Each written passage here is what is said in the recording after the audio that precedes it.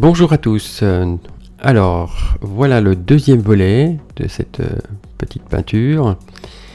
Et dans cette deuxième partie, je vais donc fignoler, détailler tous les derniers éléments. C'est le moment de détailler un petit peu plus tout ce qui est là.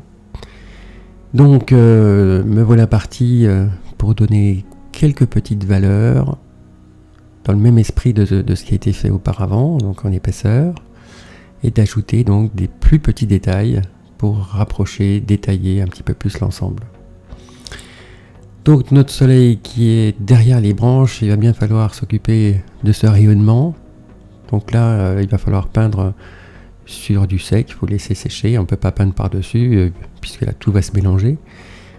Donc poser des couleurs, mais il va bien falloir les diffuser.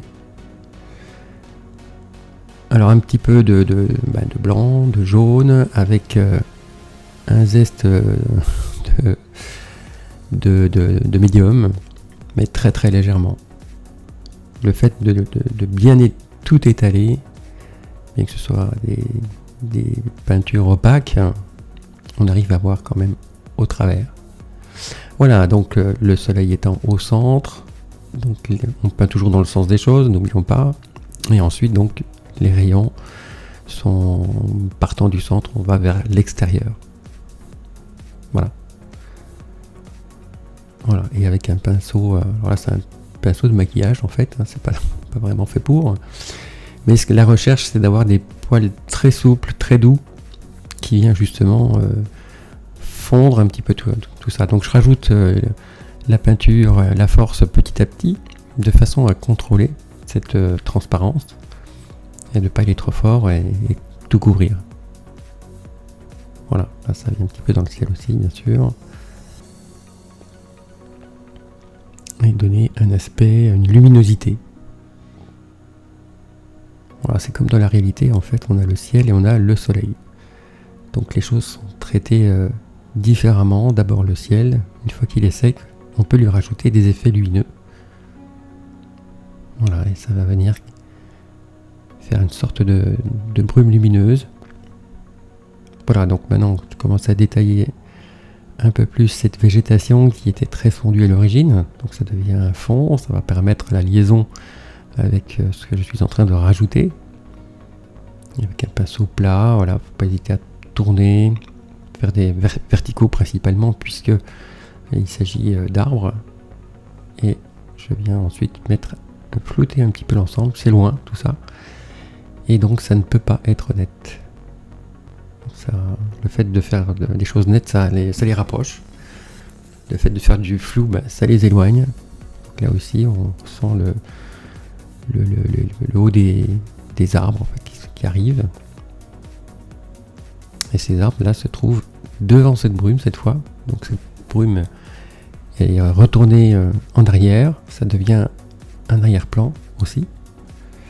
Voilà, un peu diversifier un peu cette végétation, la lumière venant sur les arbres, donc on a une végétation un petit peu plus lumineuse par endroits. Donc en fait il faut les disposer, les faire rentrer un petit peu dedans, pas trop. Voilà, et les plans se rapprochant, c'est un petit peu plus épais. Alors un petit coup de flou. Voilà.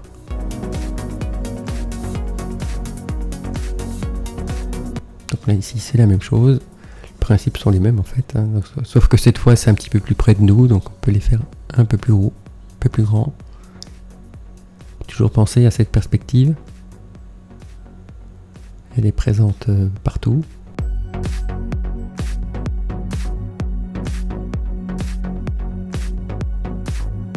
Voilà, même chose, même travail, même principe. Je vais commencer par les verts, je viens les éclairer ensuite. Voilà, le sens du pinceau, c'est capital. Là, on arrive à la base. Donc, Là, on travaille un petit peu les ombres portées, c'est-à-dire les ombres des arbres et les arbres eux-mêmes.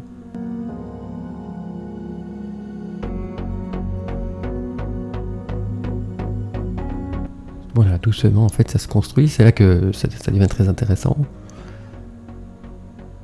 Donc en fait il ne faut pas hésiter à peindre d'une manière assez sombre au départ, hein, comme je l'ai montré dans la première vidéo, de façon à pouvoir ensuite contrôler cette puissance lumineuse après.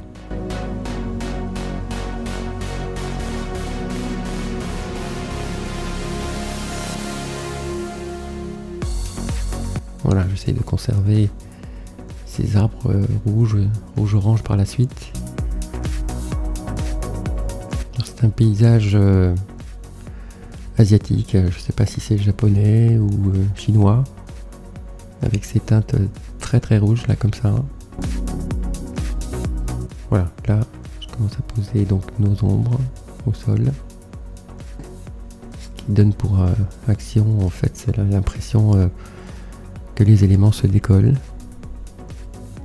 Alors les reflets évidemment, tout ce qui est en haut, on retrouve ça en bas. Là aussi, vu la distance, c'est flou. Donc vous posez et ensuite vous venez flouter.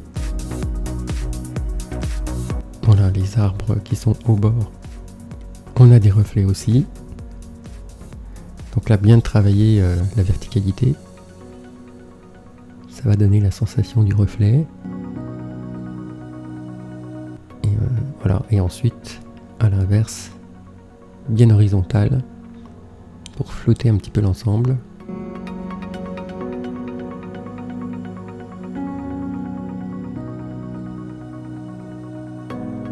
Voilà, on retrouve dans l'eau les reflets.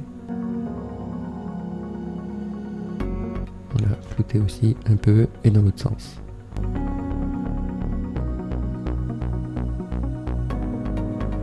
Alors ensuite, les mouvements de l'eau. Alors on peut faire des... Enfin, je veux dire, c'est pas obligé non plus de détailler tous les mouvements de l'eau. De toute façon, c'est pas possible, il y en a trop. Et c'est un petit peu un risque. On peut laisser quelques mouvements. C'est pas utile d'en faire plein comme je l'ai fait là. Là, j'ai eu juste envie de faire un avant-plan un petit peu plus travaillé, on va dire. Mais quelquefois, de bons aplats suffit amplement. Ça dépend ce qu'on cherche en fait. Donc là, ce que j'ai voulu, c'est mettre des petits mouvements dans l'eau. Donc là, cette fois, nos reflets sont un petit peu plus clairs. Il y a la montagne. Et donc, je vais tenir compte de ces éléments dans les reflets, dans les mouvements d'eau. Voilà, j'ai accéléré la vidéo. Je trouve qu'on voit mieux en fait l'idée globale, générale. La vidéo ferait presque 1 heure et ça serait peut-être trop long. Alors que là, en fait, je trouve qu'on se rend mieux compte des mouvements à faire en fait avec la main. Enfin, le tout, c'est de bien regarder votre photo en fait, parce que vous allez vous rendre compte qu'au final, les courants sont pas vraiment ce qu'on imagine. Il y a des différences. On aurait tendance à penser que tout est horizontal, et là, c'est pas le cas. C'est horizontal, là, oui, pour le moment. Mais par la suite, ça l'est pas trop. Vous verrez le côté gauche. Il y a des mouvements d'eau qui sont surprenants.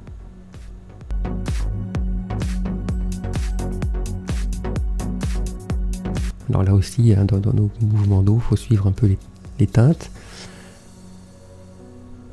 Donc les verts, les bleus plus foncés. Voilà, le côté de la montagne à droite est bleuté, c'est à l'ombre. Alors que de l'autre côté, ça sera donc des blancs un petit peu jaunes.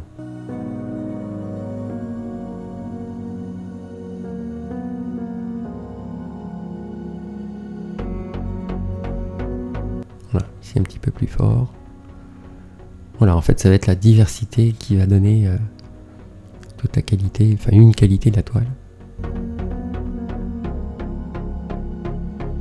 Là aussi, si vous allez donc dans des couleurs plus claires, donc un peu plus épais, technique humide sur humide, c'est la règle de base. Tout ce qui est foncé est dilué. Tout ce qui est clair est au contraire un petit peu plus épais. Alors c'est selon, parce que faire avec de la peinture épaisse on peut, mais il faut une bonne maîtrise du pinceau ou couteau pour pouvoir faire des choses fines et épaisses. Voilà, ici ces mouvements ont l'air contradictoires comme ça, et pourtant sur la photo c'est bien montré.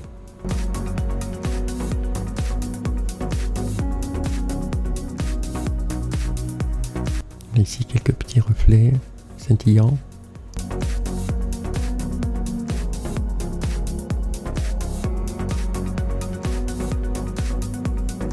Voilà, c'est un petit peu long, mais enfin c'est aussi tout le plaisir qu'on a à faire ce genre de tableau.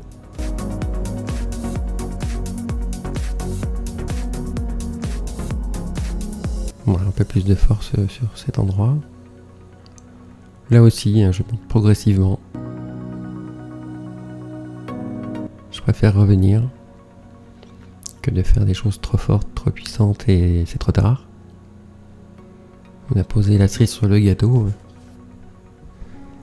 Enfin bon, là, la cerise on peut l'enlever, mais là on peut pas l'enlever.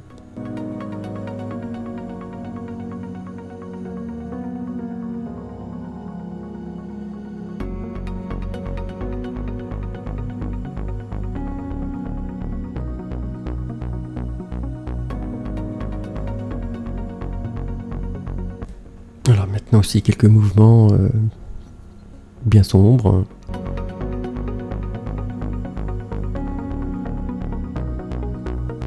Pas hésiter à les accentuer un peu d'ailleurs. Un peu plus fort que la réalité s'il y a besoin. Des zones un peu plus claires, des mouvements à laquelle on ne penserait pas si on ne les voyait pas. Là sur le coup, là je pars sur le côté, mais c'est parce qu'en fait c'est réellement comme ça.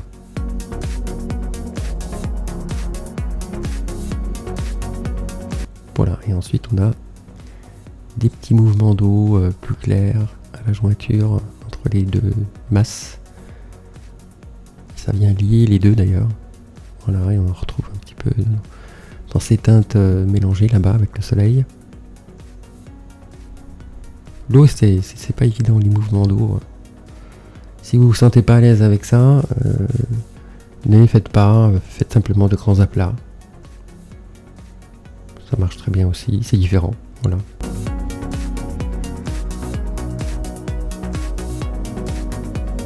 Allez, on fond un petit peu tout ça. Ici tamponner pour éviter de trop déranger l'ordre.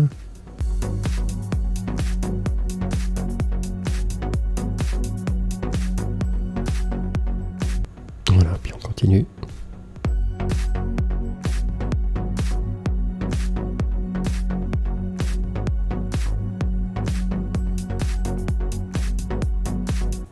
Alors n'hésitez pas à faire des peintures assez fluides pour faire des choses assez fines.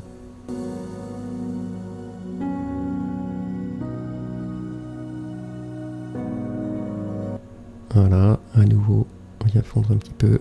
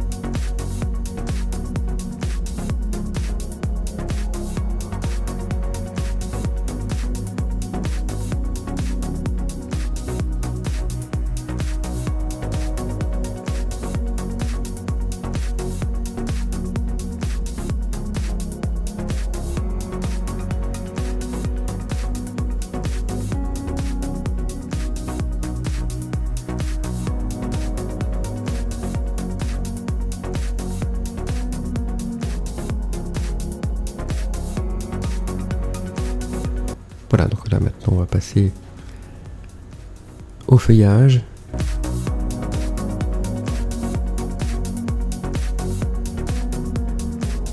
Voilà, donc maintenant les branches.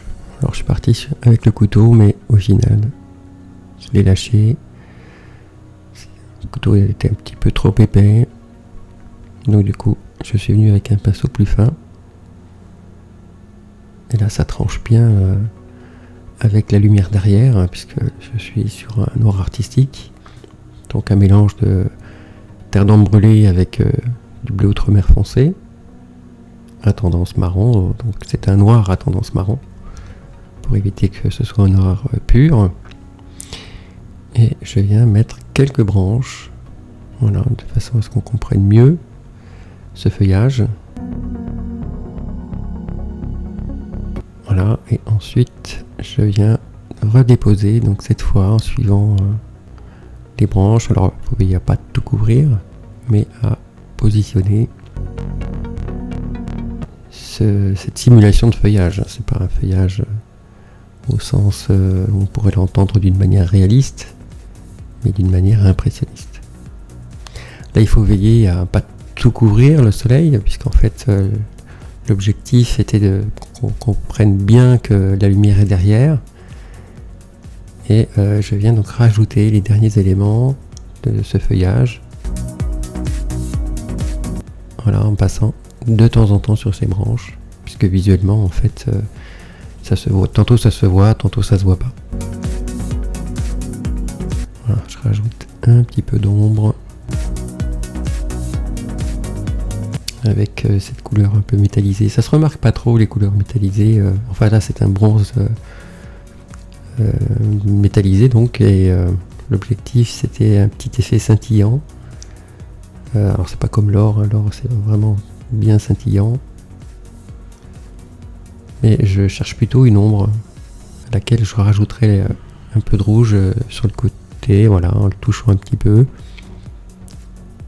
l'assimiler plutôt à une ombre, avoir des effets, parce que le rouge, bon voilà, si vous couvrez tout est rouge, on comprend plus, donc il faut conserver des valeurs, tantôt de lumière, tantôt d'ombre.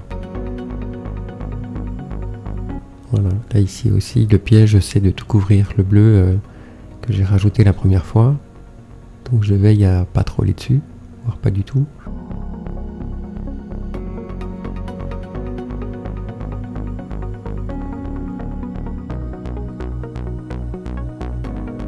Voilà, tapoter un petit peu.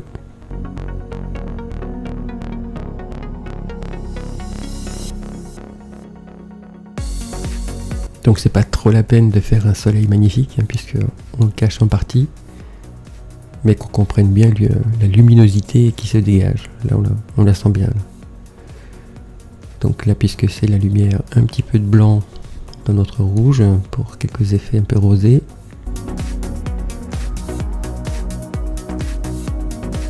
Voilà. Ici aussi. Voilà, il faut rester logique. Quelquefois, on perd la logique parce qu'on se dit « Ah tiens, c'est beau ça. Si je mets un peu de vert, un peu de ci, un peu de là. » Puis après, on se dit « Bah mince, ma toile, elle était mieux une demi-heure avant. »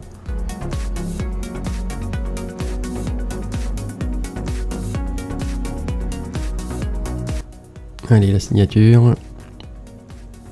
Et c'est fini. Et bien voilà, je vous remercie de m'avoir suivi durant ce petit tableau. J'espère que ça vous aura apporté quelque chose, que cela vous aura été utile. Je vous souhaite une très bonne journée et à très bientôt pour une prochaine toile. Salut!